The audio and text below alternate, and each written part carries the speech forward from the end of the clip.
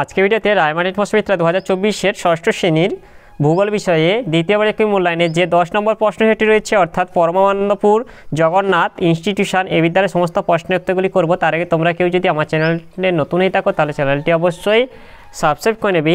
একটি আছে সঠিক উত্তরটি নির্বাচন করে লেখো। একে আছে বেতার তরঙ্গ প্রতিফলিত হয়ে পৃথিবীতে ফিরে আসে যে স্তর থেকে, তা হলো এটা থার্মোস্ফিয়ার। দুই হচ্ছে বায়ুমণ্ডল দ্বারা সৌর বিকিরণের শোষণের পরিমাণ হলো এটা 51%। এরপর তিনি গেছে মৌসুমী বায়ু প্রত্যাবর্তন কাল হলো এটা শরৎকাল। 4 হচ্ছে প্রাচীন পলিমাটিকে বলা হয় এটা ভাঙর। 5 হচ্ছে ম্যানগ্রোভ অরণ্য দেখা যায় এটা পশ্চিমবঙ্গের সুন্দরবনে। 6 জলদাপাড়া অভয়ারণ্য অবস্থিত এটা পশ্চিমবঙ্গে হবে। 2 হচ্ছে শূন্যস্থান পূরণ করো আন্টার্কটিকার সর্বোচ্চ শৃঙ্গ, এটা হবে ভিনসব ম্যাসিভ হবে। 3 প্রদত্ত বিবৃতিটি শুদ্ধ না অশুদ্ধ লেখো। কর্বেট জাতীয় উদ্যান হিমাচল প্রদেশে অবস্থিত, এটা অশুদ্ধ। 4 হচ্ছে এক কথায় উত্তর দাও। একই আছে রেসাপিন তৈরি হয় কোন গাছ থেকে, এটা সর্পগন্ধা গাছ থেকে। 2 হচ্ছে বন্যপ্রাণী সংরক্ষণ আইন কবে চালু হয়, বন্যপ্রাণী সংরক্ষণ আইন 1972 সালে চালু হয়। 5 নিচের প্রশ্নগুলির উত্তর দাও যে কোনো দুটি। একই আছে পার্থিব বিকিরণ কাকে বলে, এর উত্তরটি হলো পার্থিব বিকিরণ আগত সৌর বিকিরণের যে 51% পৃথিবী পৃষ্ঠে এসে পৌঁছায় তা প্রায় পুরোটাই রাতের বেলা বিকৃত হয়ে ফিরে যায় মহাশূন্যে, একে পার্থিব বিকিরণ বলে। এর ফলে পৃথিবীর উত্তাপের সমতা বজায় থাকে। 2 আগে মৃত্তিকা সংরক্ষণের উপায়গুলি লেখো, এর উত্তরটি হলো মৃত্তিকা সংরক্ষণের উপায়। মাটির ওপরের স্তরে নানা জৈব পদার্থ থাকে, এই স্তর ক্ষয় হলে মাটি সাধারণত অনুর্বর হয়ে পড়ে, তাই মাটি সংরক্ষণ করা দরকার। মাটি সংরক্ষণের উপায়গুলি হলো 1 হচ্ছে নির্বিচারে গাছ কাটা বন্ধ করা। 2 হচ্ছে বনভূমি সংরক্ষণ করা ও অনেক বেশি সংখ্যায় চারা গাছ লাগানো। 3 পশুচারণ নিয়ন্ত্রিত মাত্রায় করা। 4 হচ্ছে পাহাড়ের ঢালু অংশে ধাপ কেটে চাষ করা। 5 বেশি ঢালযুক্ত অংশে রাস্তাঘাট বাড়িঘর নির্মাণ কাজ কম করা। 6 মাটির বেশি গভীরে খনিজ সম্পদ আহরণ বন্ধ করা। 7 আইন করে স্থানান্তর কৃষি বন্ধ করা। 8 কৃষিকাজে রাসায়নিক সারের পরিবর্তে জৈব সার ব্যবহার করা। 9 কৃষিক্ষেত্রে শস্যাবর্তন পদ্ধতি প্রয়োগ করা। 10 সর্বোপরি মানুষটিকে মাটি সংরক্ষণের প্রয়োজনীয়তা সম্পর্কে সচেতন করা। এরপর তিনি দেখাচ্ছে কালো মাটি কাকে বলে এবং ভারতের কোন অঞ্চলে দেখা যায়, এর উত্তরটি হলো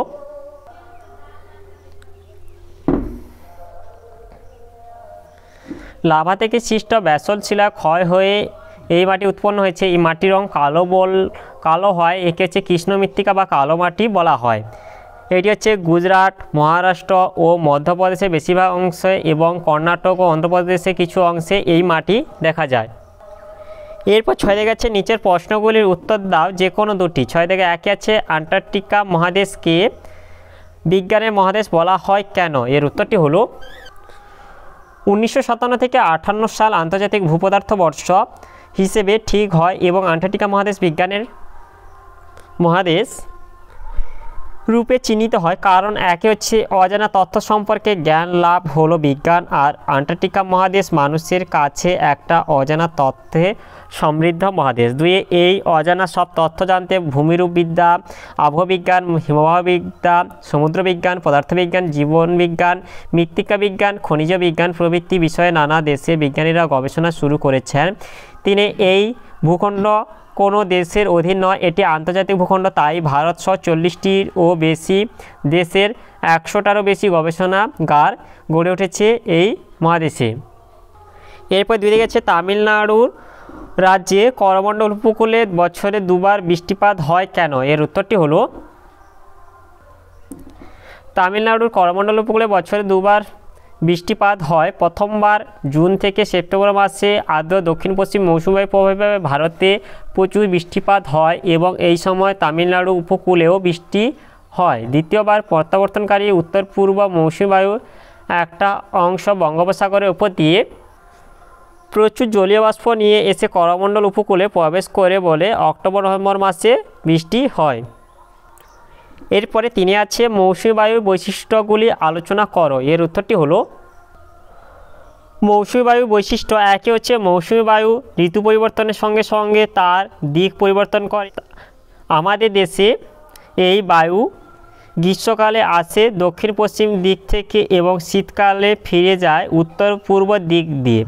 দুয়ে দক্ষিণ পশ্চিম মৌসুমী বায়ু জলভাগের উপর দিয়ে আসায় প্রচুর বৃষ্টি ঘটায়, তাই গ্রীষ্মকাল আর্দ্র, কিন্তু উত্তর পূর্ব মৌসুমী বায়ু স্থলভাগ দিয়ে ফেরার সময় জলীয় বাষ্পের অভাবে বৃষ্টিপাত ঘটাতে পারে না, তাই শীতকাল শুষ্ক। তিনে সারা দেশে মৌসুমী বায়ু প্রভাবে সমান পরিমাণে বৃষ্টিপাত হয় না, যেমন মেঘালয়ে মৌসুমী পৃথিবীর সর্বাধিক বৃষ্টিপাত হয়, কিন্তু রাজস্থানে খুব কম বৃষ্টিপাত হয়। চারি মৌসুমী বায়ু খামখেয়ালিপনার জন্য কোথাও প্রচুর বৃষ্টির কারণে বন্যা হয়, আবার কোথাও বৃষ্টির অভাবে খরা দেখা দেয়। পাঁচে উত্তর পূর্ব মৌসুমী বায়ু একটা অংশ বঙ্গোপসাগরের উপর দিয়ে এসে জলীয় বাষ্প সংগ্রহ করে করমণ্ডল উপকূলে শীতকালে বৃষ্টি ঘটায়। ছয়ে ভারতে কৃষিকাজ আর অর্থনীতি অনেকটাই মৌসুমী বায়ুর উপর নির্ভরশীল। এরপরে সাথে দেখেছে নিচের প্রশ্নটির উত্তর দাও যে কোনো একটি। একে আছে বিশ্ব উষ্ণায়ন বলতে কী বোঝো, বিশ্ব উষ্ণায়নের প্রভাব সম্পর্কে আলোচনা করো। এর উত্তরটি হলো পৃথিবীতে অষ্টাদশ শতকের মাঝামাঝি সময়কালে শিল্প বিপ্লবের মাধ্যমে কার্বন ডাইঅক্সাইড, মিথেন, ক্লোরোফ্লোরোকার্বন প্রভৃতি গ্যাসের মাত্রাতিরিক্ত বৃদ্ধিতে বায়ুমণ্ডলে গড় তাপমাত্রা বেড়ে গিয়ে যে অস্বাভাবিক অবস্থার সৃষ্টি হয় তাকে বিশ্ব উষ্ণায়ন বলে। বিশ্ব উষ্ণায়নের প্রভাবগুলি হলো একে তাপমাত্রা বৃদ্ধি। পৃথিবীর গড় তাপমাত্রা বৃদ্ধি ফলে জলবায়ু অঞ্চলে উষ্ণতা বাড়ছে ও বৃষ্টিপাতের পরিমাণ কমছে, জলবায়ু পরিবর্তন ঘটছে। দুই হচ্ছে প্রাকৃতিক দুর্যোগ বৃদ্ধি, ঝড়, বজ্রঝড়, ঘূর্ণিঝড়, খরা ইত্যাদি প্রকোপ বাড়ছে। তিনে সমুদ্রের জলতল বৃদ্ধি, মেরু অঞ্চল ও পার্বত্য অঞ্চলে বরফ গলছে এবং সেই জল সমুদ্রের জলের পরিমাণ বাড়িয়ে দিচ্ছে। চারে বন্যার প্রকোপ বৃদ্ধি, সমুদ্র জলের পরিমাণ বাড়ায় উপকূল অঞ্চলে বন্যার সম্ভাবনা বাড়ছে। পাঁচে জীববৈচিত্র্য ধ্বংস, বিভিন্ন বিরল প্রজাতির উদ্ভিদ প্রাণী পৃথিবীর বুক থেকে হারিয়ে যাচ্ছে, জীববৈচিত্র্য ধ্বংস হয়ে যাচ্ছে। ছয়ে মরুভূমির প্রসার বৃদ্ধি, মরুভূমি তার চারপাশে প্রসার লাভ করছে। সাথে দুর্যোগে সুদূর প্রসারী ফলাফল, শস্যহানি, দুর্ভিক্ষ, মহামারী হওয়ার সম্ভাবনা বৃদ্ধি পাচ্ছে। এরপরে দুই দেখেছে বায়ুমণ্ডলের স্তরবিন্যাসগুলি আলোচনা করো। এর উত্তরটি হলো পৃথিবীর গায়ে লেগে থাকা বায়ুমণ্ডলকে ভূপৃষ্ঠ থেকে উপরের দিকে উষ্ণতা তত্ত্ব অনুসারে 6টি স্তরে ভাগ করা হয়।